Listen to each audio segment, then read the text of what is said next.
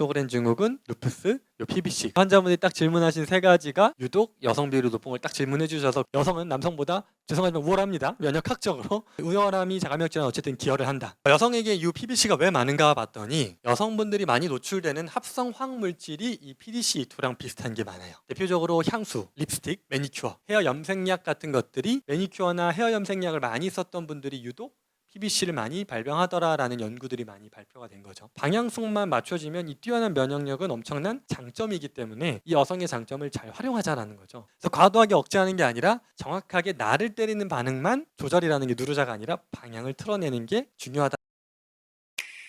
오늘 주제는 일단은 쇼그렌 증후군, 루푸스, 원발성, 담즙성, 담관염. 이름도 입에 붙기도 어렵게 길어요. 영어로는 PBC라고 많이 부르고요. 그러니까 담관염이기도 하지만 이게 간 경변을 많이 유발하는 질병으로 알려져 있는 자가면역 질환이라서요. 이제 세 가지 질환을 먼저 제가 원래는 주제목으로 하고 이게 왜 여성에서 많이 발생하는가를 부제목으로 잡았었는데 사실 오늘 강의의 포커스는 세 질환에 대해서 뭐 자세히 알아보겠다라는 맥락보다는 이 세 질환을 통해서 자가면역 질환이 왜 여성에게 많이 발생하는지를 이해하는 용도로 이 세 가지 질환을 좀 활용해 볼 거예요.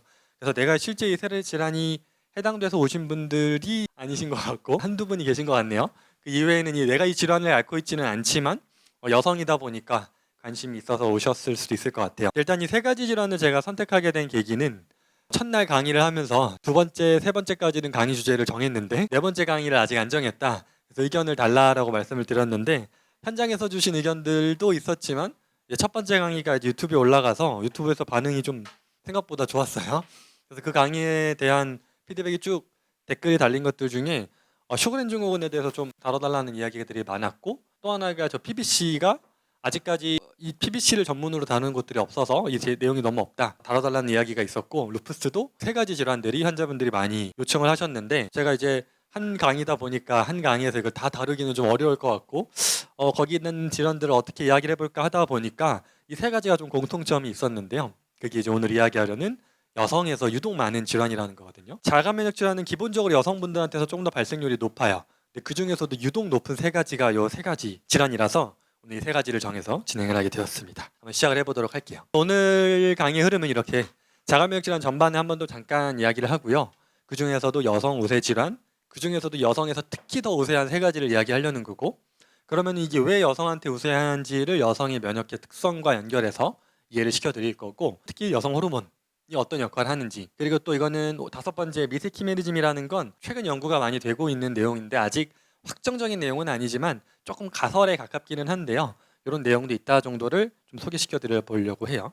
저희가 세 번의 강의를 통해서 이미 자가면역 질환 전반은 많이 다뤄서 많이 얘기를 했지만 조금 한번 요약해서 정리를 해보면 자가면역 질환이라는 건 면역체계가 자신의 세포와 조직을 공격하는 질환 면역계의 정의는 싸워내고 이겨내고 버텨내는 힘이 아니라 자기와 비자기를 구별하는 능력이라고 설명드렸었죠. 그래서 자가항체가 생성돼서 이로 인한 만성염증이 나타나는 질환들을 자가면역 질환이라고 하는데 대부분 여성에서 발생률이 높습니다. 이 특정 조직이나 기관을 손상시키는 것 중에 오늘 같은 경우에는 쇼그렌 증후군은 외분비샘 그리고 루푸스는 주로 피부지만 조금 더 신장을 타겟으로 하는 경우도 많고요. 그리고 마지막 PBC는 간, 정확하게는 담관이라고 하는 간 중에서도 담도와 연결된 부분 이쪽에 대한 타겟을 가지고 진행이 되는 병이에요. 기본적으로 이 병들은 다 자가항체라고 하는 인체의 정상적인 구조를 공격하는 항체를 가지고 있는 질환들이고요. 그러다 보니까 그 항체가 지속적인 염증 반응을 주도하면서 조직의 손상을 계속 만들어내는 질환이다. 그래서 이제 여성 발병률이 현저히 높은데 지난번 첫 번째 강의에서는 이제 영국 데이터를 가져와서 전체 한 10% 정도라고 말씀을 드렸었는데 오늘 데이터는 조금 다른 나라 데이터네요. 아까 호주 데이터를 제가 가지고 왔어요. 자가면역 질환은 결합된 면역세포가 어디를 때리느냐에 따라 다양한 이름으로 불린다. 오늘은 그 중에서 요 쇼그렌 증후군, 외분비샘을 때리는 쇼그렌 증후군과 신장이나 피부를 타겟하는 루푸스, 그리고 간, 정확하게는 담간을 타겟으로 하는 원발성, 담즙성, 담관염, 간경변, PBC라는 요 세 가지 질환을 가지고 이야기를 해볼 건데요. 여기 이제 표 잘 보이시나요? 그림이 좀 작은데 이게 제가 말씀드린 호주의 데이터인데요. 왼쪽 보시면 호주 국가에서 연구를 했지만 전 세계 데이터들을 이제 종합을 해봤을 때 왼쪽 표를 보시면 요 빨간색 체크한 나라들에서의 발생률을 한번 정리를 해본 건데, 표에서 보시면 요 왼쪽에 요 회색으로 체크된 게 여성 비율이고 하얀색이 남성 비율이에요. 보시는 것처럼 웬만한 질환들이 다, 이 자가 면역 질환들이 웬만한 것들이 다 여성에게서 훨씬 더 발병률이 높은 걸 볼 수 있는데, 그 중에서도 유독 회색 비율이 높은 걸 보시면 위에서부터 요 시스테믹 루푸스 에리스메니아라고 되어 있는 게 요 SLE, 지금 루푸스라고 하는 질환이고요. 두 번째가 여기 쇼그렌 증후군, 압도적이죠. 거의 회색이 꽉 채우고 흰색이 얼마 없다는 건 극도로 여성 비율이 높다는 거고요. 이전 강의에서 다뤘던 그레이브스병이나 하시모토병도 아주 여성 비율이 높은 질환 중에 하나인데, 오늘은 이 앞에 두 가지랑 또 뒤에서 하나가 보이는 것 중에 요 PBC, P 프라이머리 빌리아리 시로시스라고 되어 있는 요게 보시는 것처럼 나라별로 다른데, 인도 같은 경우에는 그냥 여성 100%로 보이네요. 이 회색 비율이 높은 세 가지가 가장 압도적으로 높은 게 쇼그렌 증후군, 루푸스, 요 PBC. 그래서 어떻게 보니까 환자분이 딱 질문하신 세 가지가 유독 여성 비율이 높은 걸 딱 질문해 주셔서 그걸 한 번에 묶어서 오늘 진행을 해볼 건데요. 지난번 영국 데이터에서 나온 것처럼 대략 한 10%, 전체 인구의 10% 정도라고 했다면, 이 호주 데이터에서는 한 전체 인구의 한 5에서 8% 정도가 자가면역 질환의 영향을 받고 있다고 이야기를 하고 있고, 그 중에서 한 78%, 거의 80%가량이 여성이다. 아주 압도적으로 여성의 비율이 높은 질환인 거죠. 그 중에서도 이 세 가지가 특히 높은 질환인데, 위에를 보시면 위의 표는 이 여성과 남성에게서 나타나는 해당 질환들, 그 중에서도 해당 질환의 진단과 연결해서 항체의 농도, 역가도 여성에서 월등히 높다라는 결과거든요. 대표적으로 쇼그렌 증후군의 항체인 SSA, SSB, 로라라고 하는 단백질도 남성보다 여성한테서 훨씬 더 비율이 높고요. 이런 형태로 모든 자가면역 질환의 특성들이 왜인지 여성을 향하고 있는데, 그 이유로는 한번 이야기를 해볼 건데요. 비율로 보면 이거는 물론 통계마다 조금씩 다르지만 가장 높은 통계를 기준으로 얘기를 해보면 쇼그렌 증후군은 아주 압도적으로 여성한테 높습니다. 16대 1이라고 하면 뭐 거의 여성 대다수라고 보시면 되고요. 루푸스는 한 9대 1, PBC 같은 경우는 10대 1, 지난번에 이야기했던 그레이브스병이나 하시모토 갑상선염, 사실 하시모토 갑상선염이 압도적으로 여성한테 높은 질환인데 이건 이미 이전에 다뤘으니까 넘어가고, 나머지 질환들 중에 의외로 남성한테서 높은 자가면역 질환들도 있어요. 강직성 척추염, 궤양성 대장염 또는 크론병, 그리고 1형 당뇨 같은 경우에는 압도적이진 않지만 남녀 비율 중에 그래도 남자가 높은 정도. 근데 그만큼 웬만한 자가면역 질환들이 훨씬 더 여성에게서 훨씬 더 많이 발생을 하고, 그 중에서도 오늘 이야기하려는 세 개는 압도적으로 높다. 그럼 이제 왜 그럴까를 한번 이야기를 하려면 각 질환을 먼저 좀 이야기를 해볼 건데, 오늘 쇼그렌 증후군을 앓고 계신 분들 좀 계시네요. 쇼그렌 증후군을 먼저 좀 설명을 해보면, 영어로는 쇼그렌, 이름도 이상하네요. 이게 아마 터키 의사라고 알고 있어요. 이 병을 처음 발견한 의사 이름을 땄다고 알고 있는데, 쇼그렌 신드롬 말 그대로 증후군 여러 가지 증상들을 포괄적으로 다루고 있는 신드롬인데요. 주로 증상은 외분비선, 외분비섬이라는 건 바깥으로 뭔가를 분비하는 곳, 우리 몸에서는 침샘, 눈물샘 같은 것들인데요. 이런 것들을 타깃으로 하는, 표적으로 하는 항체가 만들어져서 염증을 유도하는 만성 자가면역 질환이고요. 앞에서 말씀드린 것처럼 남녀 비율이 여성에게 16대 1 정도로 매우 압도적으로 여성에게 높다. 주요 증상들은 이 항체들, 면역세포들이 외분비선을 때리다 보니까 침샘, 눈물샘에서의 기능이 떨어져서 눈물, 침 분비가 떨어지면서 눈이 건조하고 건성, 각결막염, 건조한 입, 구강 건조증을 메인 증상으로 하고요. 피로 관절통도 이전에 조금 이야기했던 류마티스랑은 조금 차이가 있는데, 여기서 나타나는 피로감은 우리 뇌가 물로 이루어졌다고 생각하시면 그 물이 잘 안 나온다. 그러니까 머리가 좀 건조해져서 뻑뻑한 느낌, 요즘은 브레인 포그라고 많이 부르는 증상들, 그런 증상들을 메인으로 가지고요. 관절통의 양상도 쇼그렌 증후군은 조금 류마티스랑은 다르게 찌른 듯한 통증의 양상보다는 관절이 좀 뻑뻑한, 관절도 물로 이루어져 있죠. 물이 좀 모자라다 보니까 뻑뻑한 증상들을 메인 증상으로 쇼그렌 증후군을 가지고 있어요. 이걸 진단하기 위한 검사들로는 가장 주요 검사로는 요 자가 항체 로라라고 알려진 단백질, 더 정확하게는 SSA, 쇼그렌 신드롬의 약자로 SS예요. SSA, SSB라고 하는 자가 항체 검사가 가장 이제 중요도가 높고요. 증상으로는 눈과 입의 건조감 증상을 점수화해서 체크하고, 여기에서도 안 나오면 이제 침샘을 직접 떼서 조직 검사를 해봤을 때 조직 검사상에서 정확하게는 림프구의 침윤이 조직 검사상에서 보인다. 이러면 이제 쇼그렌 증후군으로 확진을 하게 됩니다. 이런 증상들을 갖고 있고요. 두 번째로 전신성 홍반성 루푸스, 이 질환은 아까 이야기 드린 것처럼 피부나 신장 침범이 많지만 아주 다양한 장기를 침범해서요, 심장을 침범하기도 하고 신장을 침범하기도 하고 폐를 침범하기도 하고 아주 여러 장기를 침범하는 아주 위험한 만성 염증성 자가면역 질환인데요. 이것도 마찬가지로 여성에서의 비율이 9대 1로 아주 압도적으로 높은 질환 중에 하나입니다. 주요 증상들은 피부 발진, 우리가 나비 모양 발진이라 그래서 볼, 코 주변으로 나비 형태를 띠는 발진을 많이 띈다고 알려져 있고요. 주로 관절염, 신장염, 신장막염, 빈혈, 피로, 발열. 특히 이거는 혈액을 때리기도 해요. 그러니까 항체들이 혈액을 공격해서 혈액 내 중요 세포들을 깨뜨려서 백혈구 수치도 떨어뜨리고 적혈구 수치도 떨어뜨리고 빈혈도 유발하고 이런 다양한 장기를 침범하는 형태를 가지고 있는 질환인데요. 이 검사에서는 중요 검사 이제 항액 항체 검사라고 해서 ANA라고 알려진 검사를 엔트리 검사라고 해서요. 그 검사에서 일정 농도 이상이 나오면 루푸스를 의심을 하고 세부 검사를 이제 추가적으로 하는 것 중에 dsDNA, 우리가 학창 시절에 배웠던 DNA가 이중 나선, 이중 가닥이라고 하죠. 더블 스트랜드. 그래서 dsDNA 항체들 갖고 있는 경우가 많이 알려져 있어요. 이런 경우가 항체가 나오고 임상적인 증상들이 위에 이야기했던 것들과 매칭이 됐을 때 루푸스라고 진단을 하고 있습니다. 그럼 오늘 이제 세 번째로 이야기하려는 게 이제 PBC, 프라이머리 빌리아리 콜란자이티스, 담관염, 간경변 다 이야기를 하는데, 이건 말씀드린 것처럼 작은 담관, 그러니까 주로 작은 담관을 침범하는 걸로 알려져 있는데, 이 작은 담관을 면역세포들이 공격을 해서 이 담즙이 나가야 되는 통로가 담관이었는데 그 담관이 공격을 받다 보니까 담즙이 정체되는 형태의 질환들을 많이 유발하고 있어요. 이것도 이제 남녀 비율이 남성보다 여성에게 10배 정도 높은, 그리고 주로 40에서 60대에서 딱 중년 여성에게서 많이 발생하는 질환인데요. 이게 참 어려운 게 질환이 티가 별로 안 나요.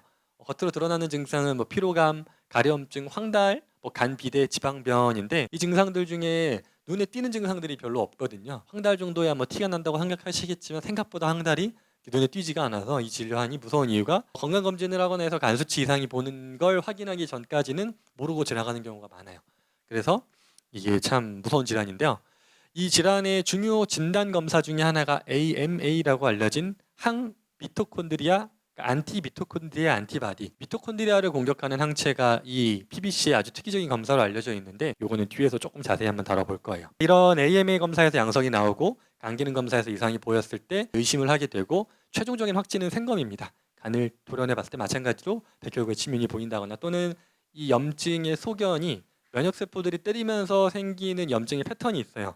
그거 이제 행검상에서 보여줬을 때 PBC라고 최종적으로 진단하는 질환입니다. 하시모토 갑상선염은 지난번에 자세히 다뤘으니까 넘어가도록 할게요. 네 번째도 넣어놓은 이유는 유독 여성에게 많은 네 가지를 한번 정리를 해봤고, 하시모토 갑상선염은 지진한 강의죠. 워낙 자세히 다뤘으니까 그 영상을 참고해 주시면 좋을 것 같아요. 그럼 이제 왜 여성한테 유독 이런 면역 질환들이 많이 발생할까에 대한 이야기를 한번 해볼 건데, 일단 여성분들이 갖는 면역학적 특성을 우리가 좀 이해를 해봐야 돼요. 여성은 남성보다 훨씬 더 강력한 체액성 면역을 갖습니다. 이게 무슨 말이냐면 체액성 면역이라는 건 지금 여기 적어놓은 것처럼 어떤 감염이 생기거나 우리가 백신을 맞거나 어떤 외상이 생겼을 때 그거에 대응하는 항체를 만들어내는 능력이 남성보다 훨씬 더 뛰어나요. 강하거든요. 그래서 B세포를 만들어내는 활성도가 훨씬 더 남성에 비해 높다 보니까 그게 항체를 만든다는 건데, 그 항체가 나를 향한 게 자가면역 질환이다 보니까 위험해지는 거죠. 그래서 이제 T세포, B세포의 반응성도 남성보다 여성이 훨씬 더 높고요. 좀 지금 헷갈려 하시는 것 같아요. B세포가 제가 처음 강의에서 설명드렸던 군인들 중에서 폭탄 던지면서 싸우는 애들이라고 생각하시면 돼요. 오늘 두 번째로 이제 T세포는 조금 더 타겟이 들어가는데, T세포 중에 CD4 플러스 CD8 플러스 비율이 높다. 어렵습니다. 그냥 이게 어떤 의미냐면 지휘관이랑 현장병을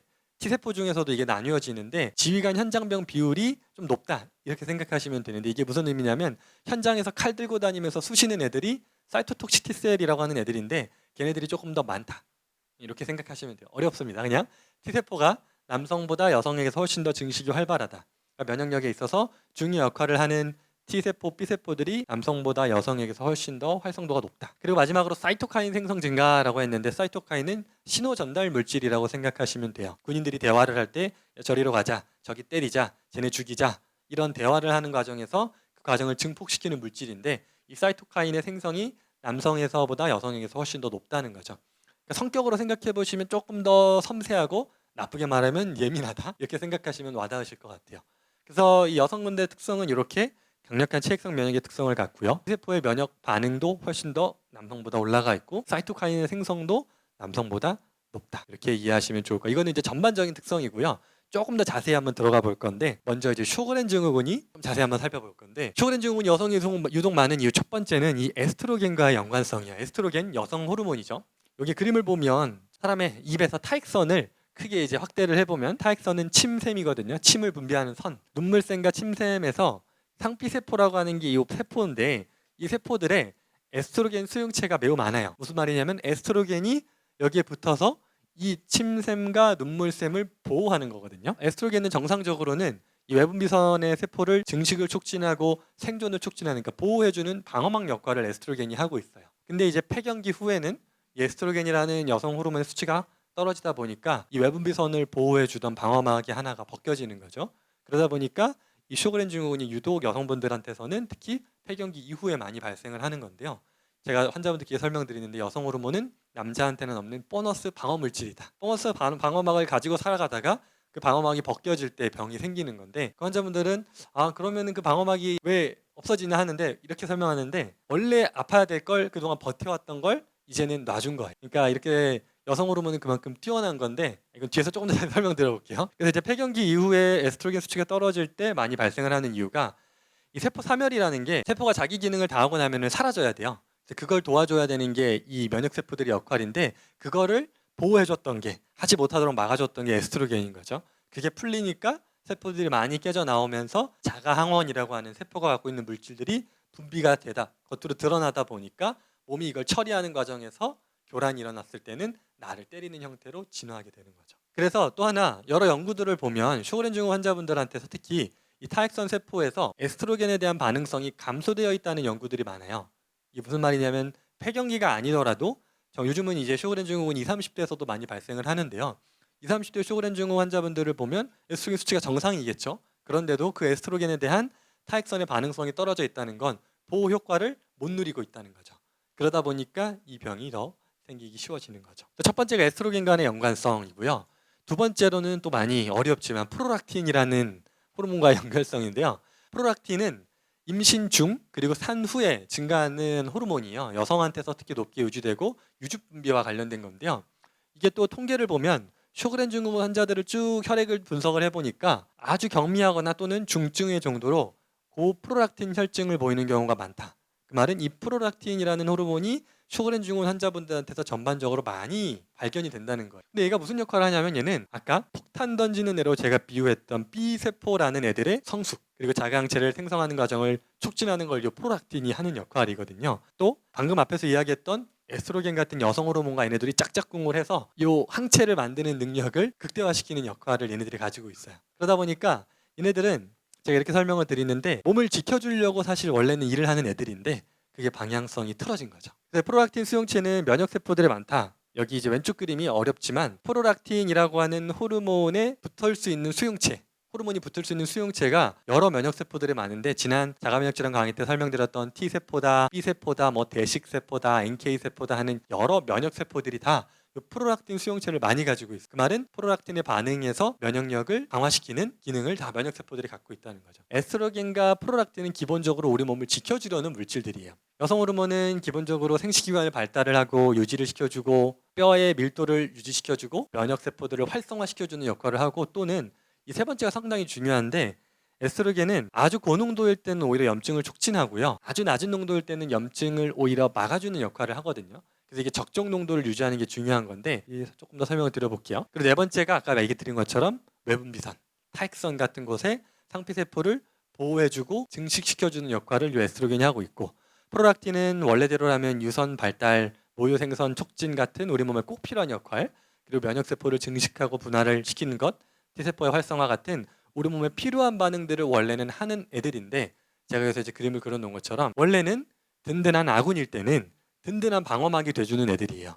근데 그 방어막이 나를 때리기 시작하니까 아주 무서운 거죠. 그래서 여성의 특성들은 남성에 비해서 면역학적으로 저는 뛰어나다고 설명드리는데 더 우세한 특성을 많이 갖고 있는데, 그 우세한 특성이 내 편일 때는 든든한데 그 우세한 특성이 적군이 되니까 무서운 질환이 이 자가면역 질환이다, 이렇게 이해하시면 좋을 것 같아요. 첫 번째 쇼그렌 증후군 이야기를 해봤고요. 두 번째로는 이제 루푸스인데요. 루푸스도 여성에게 아까 매우 많다고 말씀드렸죠.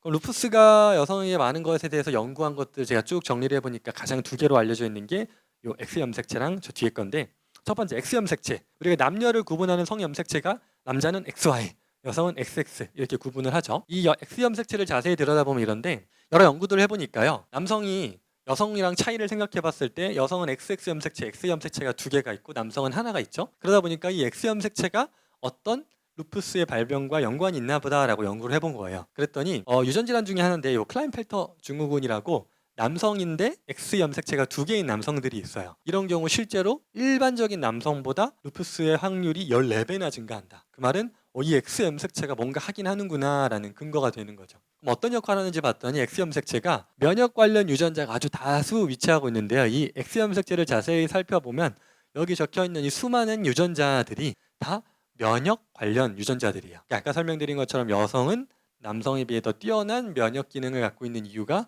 이 X 염색체의 기능과 좀 연결이 되는 거죠. 그래서 그 중에서도 특히 이 2가지 염색체 유전자가 SL이 루푸스와 많이 강하게 연관되어 있다고 알려져 있는데요. 여성은 X 염색체 2가지 중에 2가지가 다 활성화되지 않고요. 하나는 불활성화되고 하나를 쓰는 형태로 이 유전자가 발현이 보통은 돼요. 근데 이 루푸스 환자분들을 또는 다른 자가면역증 환자분들을 분석을 해봤더니 이 원래는 불활성화되어야 되는 X 염색체 중에 하나가 패턴이 좀 이상한 경우가 많더라라는 연구가 있다는 거죠. 그 말은 다시 X 염색체가 뭔가 이 면역 교란에 분명한 역할을 하는구나라는 근거가 또 된다는 거예요. X 염색체는 남성보다 여성이 2배 갖고 있으니까 좋은 거인지 아닌지 느낌이 좀 오시죠? 면역력을 키워주는 효과는 있는데 그게 어떻게 작용하는지가 이제 중요한 거죠. 두 번째, 또 루푸스 환자분들을 쭉 혈액을 분석해봤을 때 가장 많이 언급되는 물질 중에 하나가 요 인터페론 알파라고 하는 건데요. 루푸스 환자분들을 쭉 혈액을 검사를 해봐서 통계를 내봤더니 인터페론 알파라고 하는 물질이 유독 많더라. 특히나 루푸스 환자분들 중에서도 가임기 여성, 그러니까 임신이 가능한 시기 때 나이 있는 여성분들을 보니까 나이로 보면 한 10에서 22세가 가장 높다라고 알려져 있는데 이 나이대가 루푸스가 가장 많이 발병하는 나이대거든요. 그럼 이게 뭔가 하긴 하나 보다.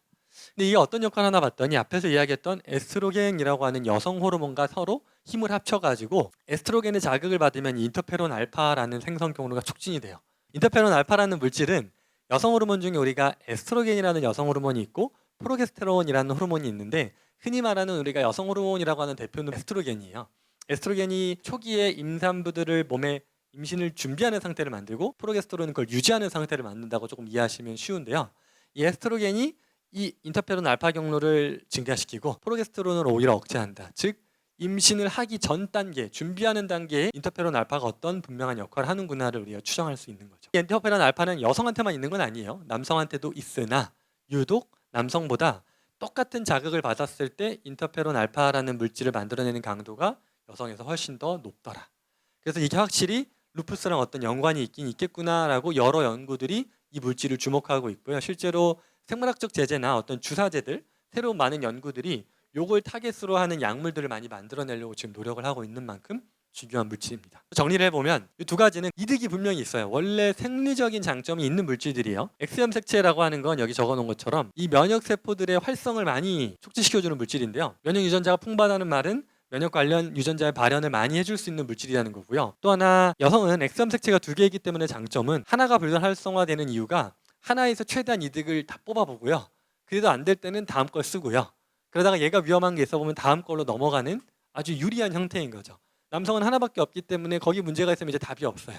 여성은 2가지가 있기 때문에 하나에서 문제가 혹시나 유전자 변형이 생겼다거나 이상이 생겼을 때 다른 걸로 이거를 막을 수가 있는 거죠. 그래서 여성이 갖고 있는 X염색체의 특성은 이 면역학적으로는 아주 뛰어난 우위의 특성을 갖고 있다고 보시면 돼요. 그리고 인터페론 알파도 결국은 생리적인 기능을 이제 얘기를 들어보면 얘는 우리가 바이러스가 들어왔을 때 이 바이러스와 싸우는 과정이 아주 중요한 역할을 하는 1차 방어선 역할을 하는 물질이에요. 바이러스랑 싸워내기 위한 물질인데 이게 유독 여성한테 많다는 건 남성보다 여성이 바이러스에 대해서 더 잘 이겨낼 수 있다는 거거든요. 또 하나 바이러스뿐만 아니라 태반이라고 하는 아이가 임신되었을 때 잘 자리를 잡을 수 있도록 영양을 공급하기 위한 물질이 태반인데 이걸 만들어내는 과정에 이 인터페론 알파라는 물질이 중요한 역할을 하는 거죠. 또 가장 핵심은 사실 여기 있는데요. 모체와 태아의 면역 관용이라고 하는 건데 여성분들 입장에서는 아이는 슬프지만 이물질이거든요. 내 몸에 원래 없던 물질이 내 몸에 들어오고 완전히 다른 세포가 내 몸 안에 자라는 거기 때문에 몸의 입장에서는 이건 엄청난 이물질이에요.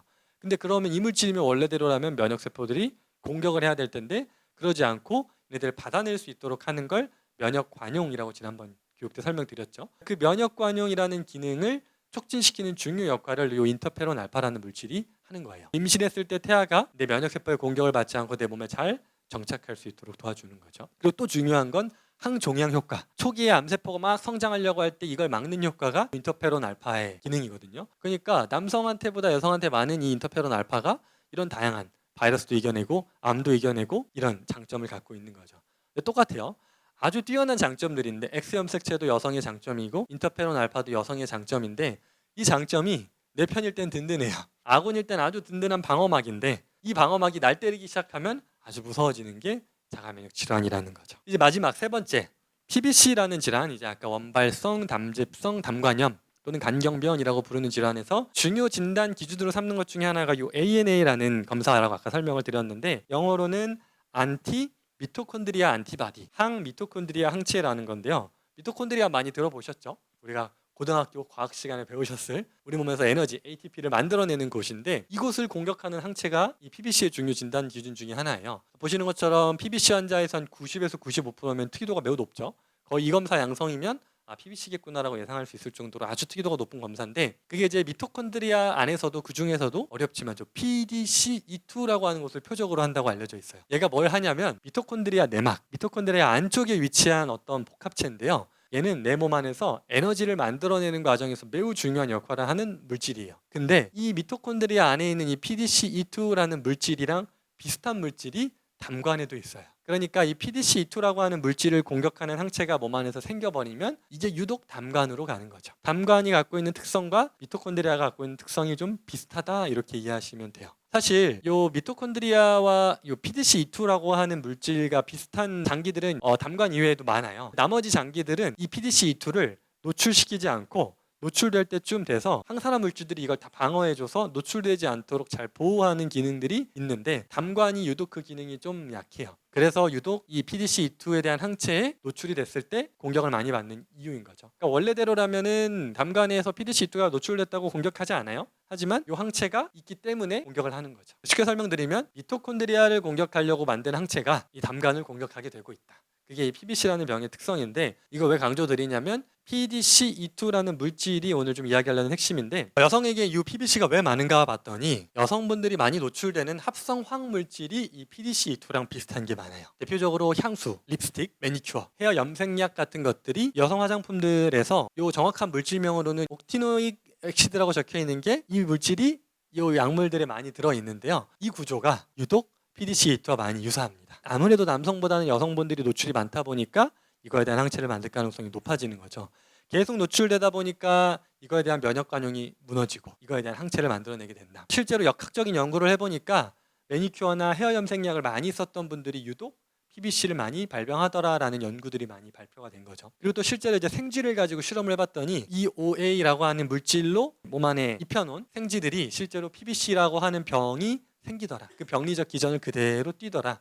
그러니까 확실히 이 물질이 이 병을 만드는구나 라는 거를 알 수 있는 거죠. 두 번째로 또 이제 여성의 특성 중에 하나인데요. 이 여성이 세균 감염에 아무래도 남성보다 취약합니다. 취약하다는 게 면역력이 약해서가 아니라 생리적인 특성, 정확하게는 구조적인 특성 때문인데 여성은 어쩔 수 없이 해부학적 특성이죠. 질과 요도가 가깝죠. 그러다 보니까 또 하나 대장과 질도, 요도도 가깝죠. 이 균들이 서로 옮겨 다니기가 너무 좋은 구조인 거예요. 위생관념이 없었던 시절에는 뭐 예를 들면 변에서 나온 균들이 그대로 질로 넘어가는 경우도 예전에 많았고요. 요즘은 이제 더 위생교육을 많이 받고 하다 보니까 이전에는 그러지 않지만 어릴 때 아이들을 많이 교육시키는 것처럼 소변을 닦는 과정, 앞쪽에서 뒤로 가지 않고 뒤에서 앞으로 오는 그 문제만으로도 균 감염이 쉽게 일어나거든요. 어쨌든 이런 특성들 때문에 여성은 남성보다 어쩔 수 없이 세균 감염에 조금 더 취약합니다. 근데 문제는 이 취약한 대장균, 즉 대장에 있는 균들이 질로 들어오기가 제일 쉬운데 이 대장균이 유독 이 PDC-E2라고 하는 물질을 비슷한 물질을 많이 가지고 있어요. 그러니까 대장균 노출이 많이 될 수 있는 여성들이 이 물질의 노출이 많이 될 수밖에 없는 거죠.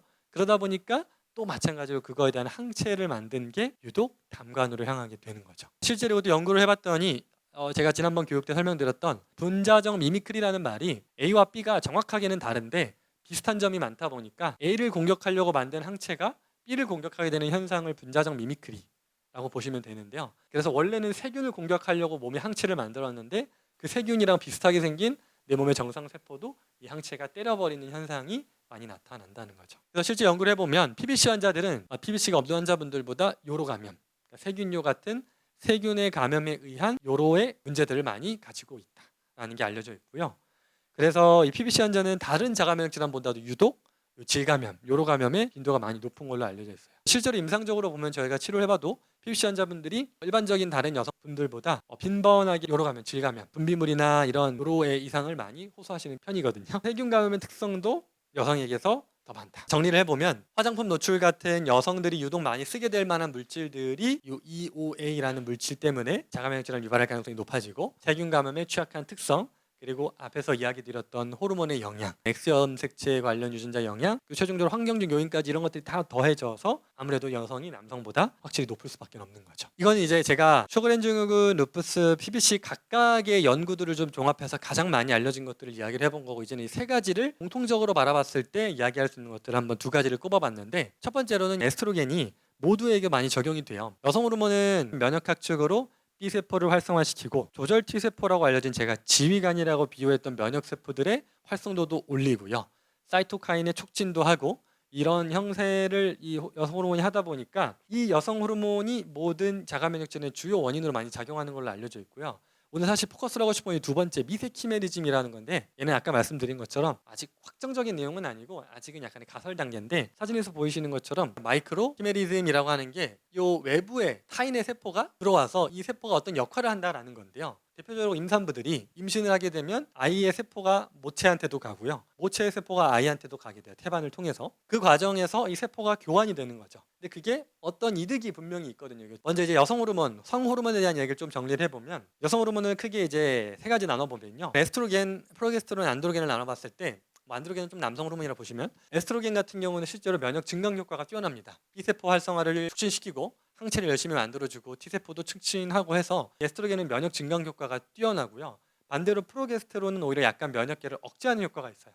정확하게 조절한다는 건데, 너무 과잉으로 면역 반응이 넘어가지 않도록 조절하는 역할을 프로게스테론이 많이 하고요. 안드로겐도 마찬가지로 약간의 억제하는 효과예요. 근데 이게 여성분들은 폐경기라는 시기는 이 모든 호르몬들이 떨어지지만, 에스트로겐과 프로게스테론이 다 떨어지지만 프로게스테론은 그냥 바닥이 나고요, 에스트로겐은 감소한 형태 정도, 면역 증강 효과는 조금 떨어지지만 억제 효과가 거의 사라지다 보니까 상대적으로 증강 효과의 패턴을 띠는 게 폐경기의 일반적인 패턴이에요. 그래서 폐경기 때는 아무래도 자가면역 질환이 발생할 위험이 높은 거고요. 또 반대로 가임기 때도 마찬가지로 에스트로겐의 효과가 조금 더 프로게스테론보다 우위인 형태가 많기 때문에 이때가 또 여러 자가면역 질환에 취약해지는 상태가 되는 거죠. 취약하다는 표현이 좀 이상한데 면역력이 높은 시기인 거죠. 사실 폐경기도 절대 면역력이 약한 시기가 아니라 오히려 강도는 떨어졌지만 면역 반응이 항진 저하로 본다면 조금 더 항진 패턴에 가까운 시기가 여성의 폐경기 시기거든요. 근데 그 시기 때 그거를 잘 써야 되는데 잘못 써서 갱년기장이라고 하는 증상들도 일어나는 거거든요. 오늘 두 번째는 이제 미세키메리즘이라고 아까 설명드렸던 타 개체 세포의 장기가 내 몸에 존재하는 현상인데요. 정의는 그러니까 임신을 했을 때나 또는 쌍둥이 태반 안에서 만났을 때, 그리고 수혈을 하거나 할 때도 세포가 이 피를 통해서 연결될 수 있는데, 어떤 소수의 이질적인 세포가 존재하는 현상을 말하는데요. 보통 임신한 6주차 정도부터 이 현상이 일어난다고 알려져 있고, 길면은 수십 년까지도 지속된다고 알려져 있어요. 영어로 이제 키메라라는 게 메두사 아시죠? 여러 애들로 변할 수 있는 다양한 가능성을 띈 물질을 키메라라고 많이 해요. 제가 머리로 그림을 그려놨는데, 얘는 어떤 장점이 있냐면요, 실제로 태아를 보호하는 효과가 있어요. 태아의 세포를 미리 엄마가 받아냈다 보니까 그거를 미리 학습하고 이거는 공격하지 않아야겠다는 면역관용 공부하는 용도로도 쓰여지고요. 또 이게 많은 세포를 분화할 수 있는 줄기세포 같은 역할을 하는데, 이 조직복구 지원이라는 게 타인의 세포는 내 몸 안에 있다가요, 예를 들면 간이 좀 무너졌어. 그럼 그 세포가 간의 역할을 하면서 번식을 해서 거기 메꿔주는 이런 형태로 이 미세키메리즘이 작용한다고 알려져 있어요. 그러니까 이게 유리한 점이 있는 거죠. 또 면역체계의 다양성을 증가시켜주는 게 타인에 대한 경험을 미리 해서 면역세포들이 이런 애들은 때려야 되는구나 아니는구나 라는 걸 미리 공부할 수 있는 계기가 또 돼서 면역체계를 더 미리미리 성숙하게 만들어주는 역할도 요 미세키메리즘의 장점이고요. 그러다 보니까 다양한 감염들에 대해서 미리 공부를 했고 연습을 했기 때문에 더 잘 이겨낼 수 있는 역할을 미세키메리즘이 해주고 있는 거고요. 그러다 보니까 또 한 번 임신을 하고 나서는 이 미세키메리즘이 몸에 들어왔다는 건 이미 다양한 세포들에 대한 경험을 해봤기 때문에 또 다음 아이가 들어왔을 때도 임신을 훨씬 더 하기 좋게 만들어주는 가능성도 있다라고 연구가 되고 있는 거죠. 여러 경험을 해볼수록, 우리가 경험을 많이 해볼수록 그거에 적응을 하는 것처럼 세포들도 그런 관점에서 미리미리 타인의 세포를 몸 안에서 받아서 정착시켜서 공부한다라고 생각하시면 쉬울 것 같아요. 최근에 많이 알려지고 있는 이론이에요. 그렇지만 이게 반대로 병리적으로 작용했을 때는 이런 문제를 일으키는데, 자가 면역 반응을 유발하는 거죠. 내 몸에 없는 세포에 대한 항체를 만들어 보는 경험을 미리 할 수 있는 거고요. 크래프트 데스크주도 1번이랑 같다고 보시면 되고요. 그러다 보니까 자가 항체를 오히려 더 생성을 촉진할 수 있는 요소로도 이게 작동할 수 있고, 또 조직 특이적으로 작용했을 때는 실제로 연구를 해봤더니 뭐 갑상선 같은 조직에서 요 미세키메리즘 세포들이 많이 보이는 경향들이 많이 발표가 되고 있다는 말은 그만큼 내 몸에서 원래 없는 세포들이 어딘가에 많이 모여들면 그게 그 조직을 손상시킨다라는 병리적 기전도 알려지고 있는 거예요. 오늘 사실 각각의 내용을 막 자세히 이해하시라는 것보다는 흐름의 핵심은요, 이 4가지 기능들이 다 앞에서 이야기했던 쇼그렌 증후군, 루푸스, PBC의 특성들 중에 나쁘다고 생각할 수 있지만 그게 아니라 얘들은 다 유리한 기능들이에요. 여성이 갖는 장점들, 에스트로겐은 이런 장점들을 갖고 있고요, 프로락틴도 이런 장점들을 가지고 있고, X염색체도 이런 장점들을 가지고 있고, 인터페론 알파라는 물질도 이런 장점들을 가지고 있는데, 이 장점이 잘 적용되면 아주 뛰어난 면역력으로 작동을 하는 건데, 그게 아니라 오히려 이게 나를 공격하게 됐을 때 무섭다는 게 이 병의 특성이라는 거거든요. 여성은 실제로 남성보다 훨씬 더 뛰어난 면역학적 우위를 갖고 있습니다. 그래서 통계적으로 백신에 대해서도 남성보다 여성이 조금 더 항체가 잘 생기는 편이고요. 그리고 반응도 세요. 발열이나 백신 맞고 나서 나타나는 반응들도 여성이 남성보다 센 편이고요. 그리고 실제로 암을 통계를 내봐도 여성보다 남성에서 암 발생률이 더 높을 만큼 암에 대한 저항 능력도 기본적으로는 남성보다 여성이 더 세고요. 그래서 수명도 보시면은 대부분 여성분들이 더 오래 사시죠. 그러니까 여성이 남성보다 여러 면에서 면역학적으로는 분명한 우위를 띠고 있는데 그게 나를 향할 때 무섭다. 자가 면역 질환은 제가 이렇게 설명을 해놨는데, 뛰어난 면역력의 대가다. 대가라는 표현이 좀 슬프고, 뛰어난 면역력이 잘못 쓰여졌을 때 나타난 병이다. 그 얘기를 해드리려고 앞에 이렇게 긴 이야기를 한 거예요. 그 내용들을 자세하게 아실 필요는 없지만, 여성은 이런 다양한 장점들을 가지고 있는데 그게 잘 발현되면 참 좋을 텐데 그게 잘못 발현되면 이런 병을 만드는구나 라는 거를 설명드리려고 이렇게 긴 이야기를 했습니다. 그게 이제 중요한 이유는요, 이 관점을 가지고 병을 바라봐야 되는 게 자가면역 질환을 치료하는 관점에서 정말 중요해요.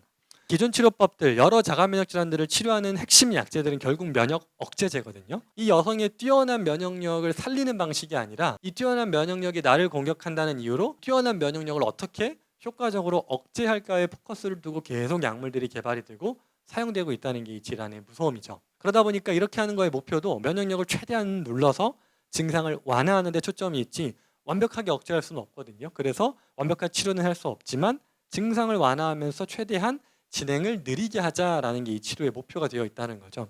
근데 문제는 이 면역 억제라는 게 딱 필요한 부분으로만 억제를 하면 좋은데 아직까지 그럴 수 있는 방법은 없어요. 그러다 보니까 광범위하게 억제를 해서 아군을 때리는 현상도 억제하지만 적군을 때리는 현상도 억제해서 아주 광범위하게 이 면역 억제가 작용하다 보니까 그로 인한 여러 부작용들이 발생하는 게 기존 치료법의 한계인 거죠. 그래서 오늘 이야기하려는 핵심은 사실 자가면역 질환 치료의 핵심은 이 면역의 방향성을 재설정해야 된다. 억제를 한다, 늘린다의 개념이 아니고요. 살린다, 죽인다도 아니고요.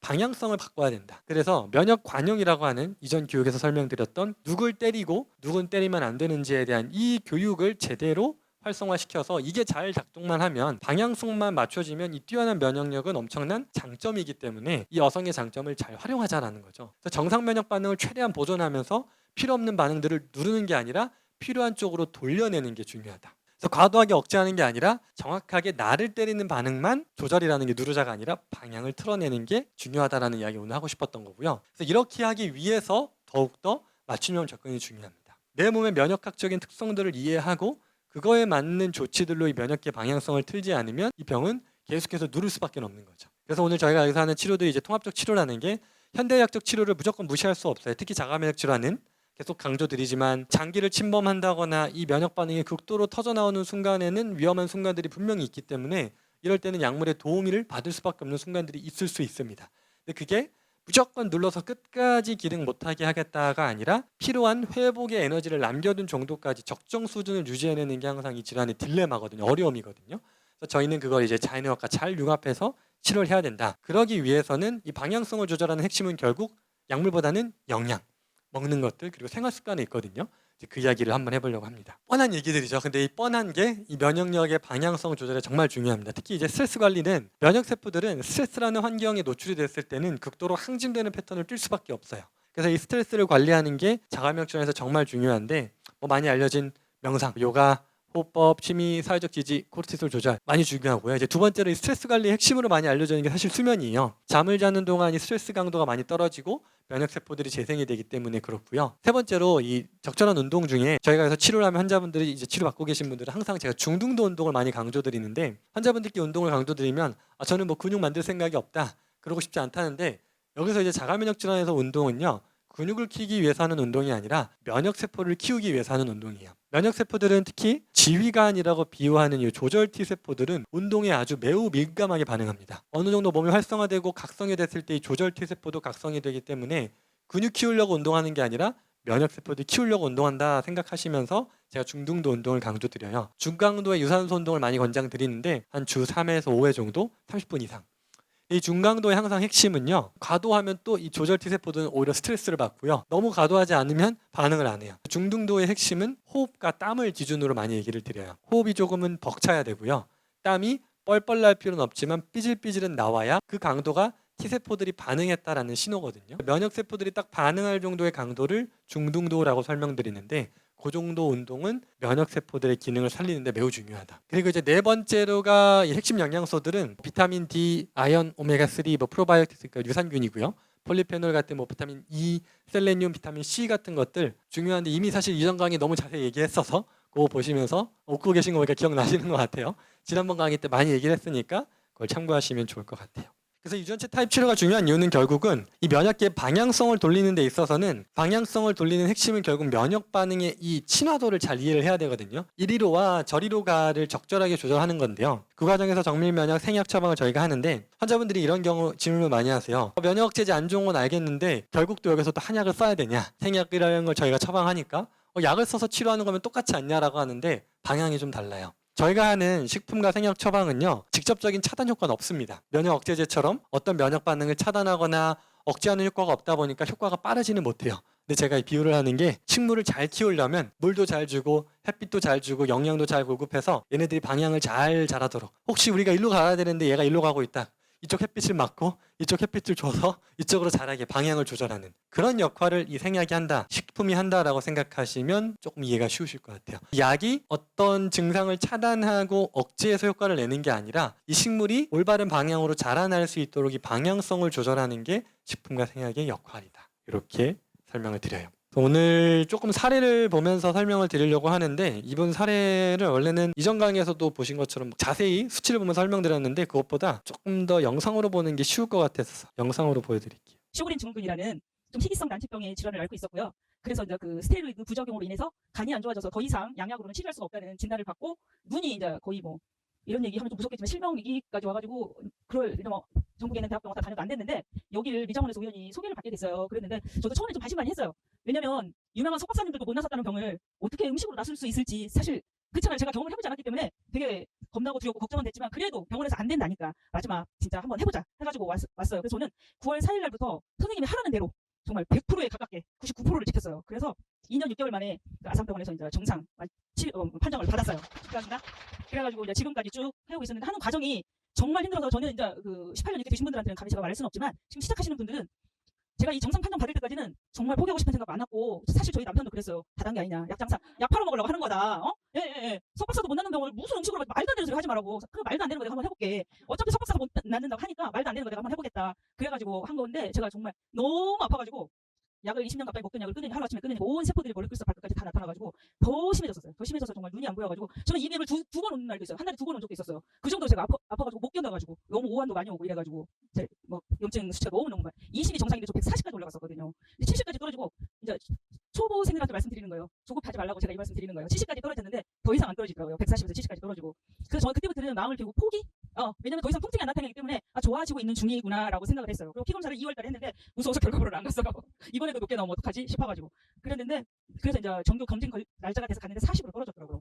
그랬는데 또 했어요. 병원에서 이제 6개월에 한 번씩 하는데 저는 이제 매달 갔어요. 선생님, 저는 내가 지금 운동도 열심히 하고 있고 이래서 좀 매달 해야 되겠다고 매달 했는데, 2년 6개월 2월달 정도 돼서 했는데, 그때는 한 4개월을 안 갔어요. 불안해가지고 40까지 떨어졌는데 다시 올라가면 어떡하나? 더 이상 안 떨어지면 어떡하나?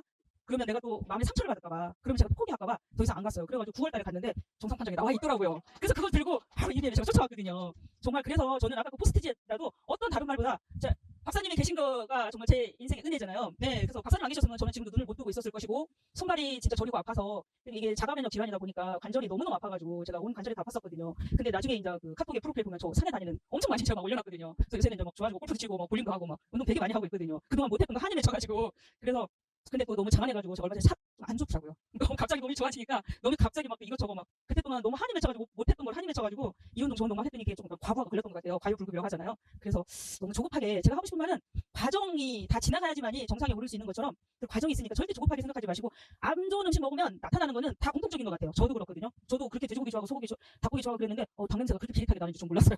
돼지고기 냄새가 그렇게 비릿하게 나는 거 몰랐고 저도 그걸 먹으면 바로 배에 가스가 차고 이래서 저도 빼고 저도 이 밑에 김밥 먹으러 가서도 사장님 단무지하고 당근만 넣어주세요 그랬거든요. 그렇게 해가지고 점심 먹고 올라왔거든요. 근데 여러분 절대 조급하게 생각하지 마시고 꾸준히 내가 실천하면 100% 나설 수 있다는 생각으로 열심히 하셨으면 좋겠습니다. 감사합니다. 제가 이 영상을 보여드리는 이유는 치료 관점에서 중요한 내용이 방금 설명드린 것처럼 이 자가면역 질환에서는요, 여성은 남성보다 훨씬 더 뛰어난 면역 기능을 갖고 있는데 그게 방향성을 잘못하고 있는 건 방향성을 트는 과정이다 보니까 제대로 된 방향으로 돌아왔을 때 이 반응이 튀어나올 수밖에 없어요. 그래서 이 자가면역 질환 치료에 있어서는 면역 반응이 올라오는 시기를 정말 잘 이해하고 견뎌야 되는데 그게 참 어려워요. 환자분들은 아무리 미리 설명드리고 겁도 드리고 다 해도 그 시기 때를 잘 못 버티는데, 이분을 이제 제 환자분들께 많이 영상으로 힘든 시기 때 보내드리는데 잘 못 보시는 것 같아요. 이분 이야기에도 많은 게 있는데 여기 보신 것처럼 과정이 다 지나야지만 정상에 오를 수 있는 것처럼 이분이 말씀해 주신 거죠. 그러니까 이 과정을 이해하셔야 되는데, 나는 면역 반응을 어떻게든 억제해야겠다, 이 증상을 없애고 싶다라는 생각을 하고 접근하기 시작하면 이 병은 치료를 못합니다. 면역계가 기능을 잘못하고 있다지 과잉이 문제가 아니라 방향성이 문제거든요. 그 방향성을 틀어내는 과정이 이렇게 힘들다는 걸 좀 보여드리고 싶어서 가져왔고요. 그래서 실제로 수치로 보면 말씀하신 것처럼 완치라고 하는 과정 2년 6개월 정도 아주 길었죠.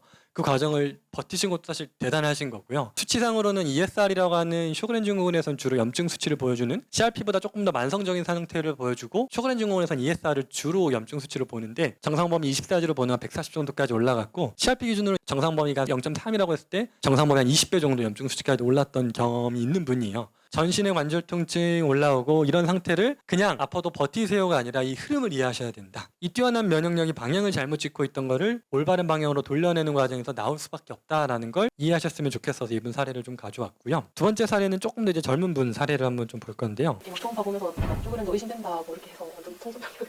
지금은 사실 이거 말고는 더 이상 할 수 있는 게 없기 때문에 이게 마지막이라 생각하고 눈 건조도 확실히 아직 건조함이 조금 남아있기는 하지만 많이 줄었고요. 눈 시림도 조금 많이 좋아졌고, 다낭성 때문에 사실 계속 그 약을 먹어가면서 생리를 했었는데 드디어 이번에 자력으로 생리를 하게 돼가지고 거의 6개월 만에 그 생리하고 와서 속으로 소리 질렀어요. 진짜 너무 좋아가지고. 저는 29살 이라고 합니다. 저는 지금 대학병원에서 간호사로 일하고 있습니다. 올해 5월쯤에 턱 여기 옆에가 뭐 만져져가지고 저는 이제 막 턱뼈가 빠졌나 해서 치과에 갔다가 턱뼈가 아닌 것 같다, CT를 찍어봐라. 그래서 이 지금 일하고 있는 병원에 이비인후과 가서 진료를 받았는데 거기서 갑자기 침샘 종양인 것 같다 이렇게 해가지고 CT랑 뭐 이런 조직 검사 같은 거 이제 해보려고 했거든요. 눈 건조가 너무 심해가지고 거의 렌즈 끼면 바로 이렇게 빼야 될 정도로 그렇게 건조가 있었었고, 그다음에 이제 여기 앞에 만져지는 이게 가장 불편합니다. 사실 그냥 종양이라고만 알고 있었고 자가면역 질환 때문에 이렇게 되는 건지 몰랐어가지고 그 병원에서 이렇게 막 초음파 보면서 쪼그레도 의심된다 뭐 이렇게 해서 완전 천선병력. 근데 CT 상에서도 조금 종양이라고 하기에는 애매한 그런 결과가 있었거든요. 이게 완전하게 종양이다 이렇게 나온 게 아니었고 림프가 보인다 뭐 이런 식으로 약간 조금 애매한 부분이 있어서 세브란스에 가가지고 한 번 더 CT랑 검사했는데 거기서는 그냥 종양인 것 같다. 그래서 한 군데만 가볼 수가 없으니까 여기 주변에 비누과 병원 큰 게 있어서 거기에 갔더니 거기서 이제 자가면역 질환이라고 해가지고 또 급하게 검색해가지고 여기로 오게 됐어요.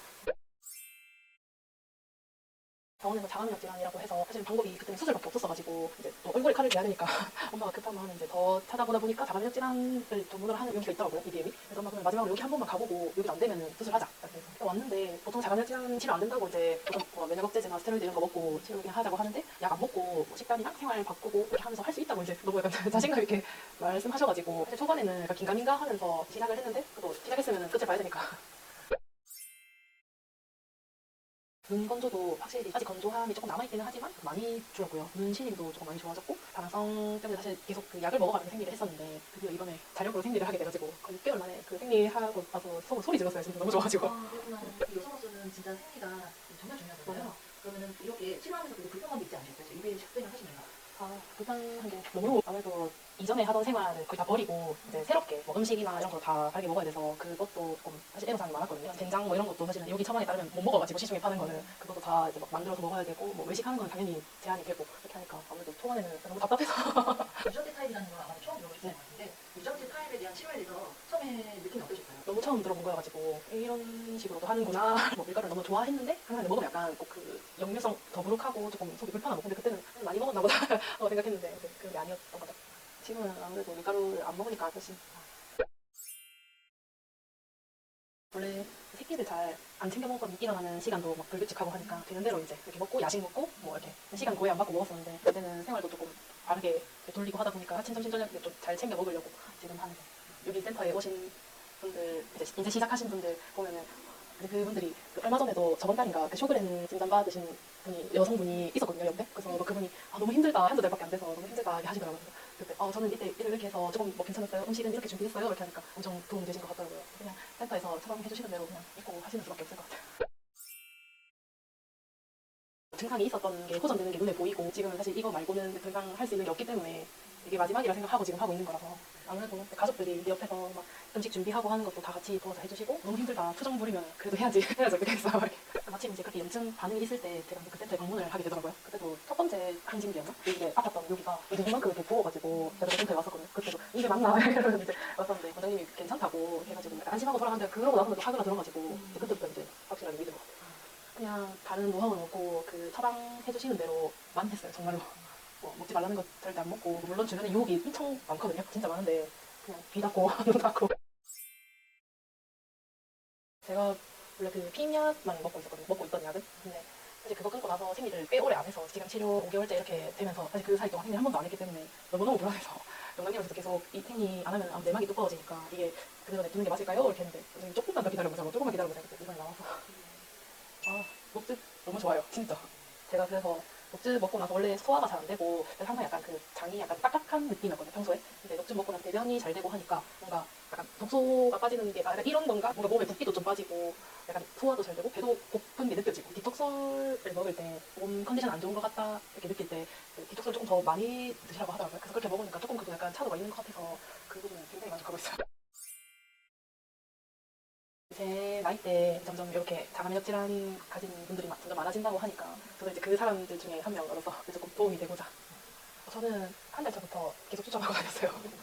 아무래도 이 과정이 말씀해주시는 그래프의 과정이 너무 그대로 몸에 드러나고 제가 느끼고 하니까 이빔에서 타입이 맞게 어차피 잘 상세하게 잘 말씀해주시니까 그거밖에 그냥 따라하시면 나으실 것 같은데요.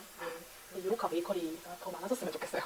사실 여기가 이제 서울에밖에 없으니까 타지에서 온 사람 어쩔 수 없이 이제 계속 해야 되는데 EBM 센터가 더 많아졌으면 좋겠어요. 여기서 이제 제 포커스로 삼고 싶은 건 여기 있는데요. 방금 설명드린 것처럼 이 자가면역 질환이 여성 질환이랑 밀접하게 연결이 된다는 점을 꼭 이야기 드리고 싶은 거 하나. 그러니까 생리가 불순이라는 게 별거 아닌 게 아니고요. 이 여성 호르몬과 밀접하게 연결됐다는 걸 또 보여주는 사인이거든요. 또 하나 이분도 회복 과정의 변화가 인터뷰에서 빠르게 지나갔는데 붓는다는 게 가벼운 게 아니거든요. 이게 림프 종양이라고 하는 게 림프가 붓기 시작하면 이게 흔히 이제 암으로 전이될 수가 있다고 생각해서 병원에서 이제 도려내자고 보통 해요. 그래서 사실 쇼그렌 증후군에서 제일 안 좋은 케이스가 림프종이거든요. 그런 상태에서 이분은 빠르게 얘기를 했지만 일반적인 환자분들은 그때 대부분 도망가셔서 수술하셨을 거예요.